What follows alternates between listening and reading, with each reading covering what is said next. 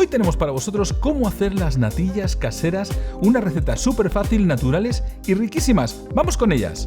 Los ingredientes que necesitamos son 3/4 de litro o 3 tazas de leche entera, 5 yemas de huevo, de 100 a 150 gramos de azúcar, depende de lo dulce, 40 gramos o 5 cucharadas de maicena, una taza de leche aparte para maicena, una ramita de canela, cáscara de limón sin el blanco, canela en polvo. Para el primer paso cogemos la taza de leche y la maicena, la integramos muy bien, la mezclamos y la dejamos apartada. A continuación empezamos a calentar las 3 tazas de leche en un cazo a fuego bajo para que no se nos pegue y le introducimos la canela, que la disolvemos un poco para que suelte bien el sabor, y el limón y empezamos a remover. Ahora subimos un poquito el fuego, para que empiece a hervir, pero que no haga burbujeo, que empiece a hervir un pelín, y lo vamos dando vueltas de vez en cuando durante 10 minutos. Han pasado los 10 minutos, ya están los sabores bien integrados y es el momento de cortar el fuego y dejarlo reposar un rato. En este paso cogemos las yemas de huevo y el azúcar y lo empezamos a batir, que quede todo bien integrado.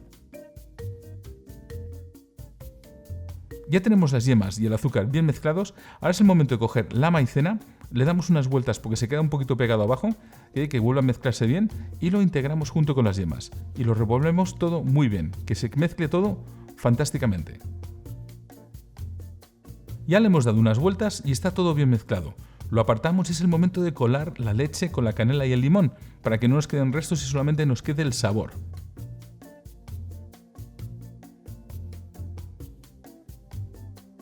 A continuación, como la leche está todavía un poco caliente y no queremos que nos corte la yema, utilizamos un truco, y es que cogemos un cazo y vamos juntando en forma de hilo lo que es la leche junto con la yema y lo vamos mezclando. Así vamos atemperando la yema para que no se nos cuaje.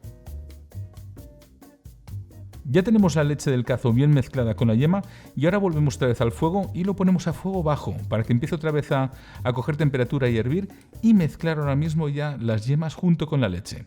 Y lo empezamos a mover todo muy bien, que esté todo bien mezclado.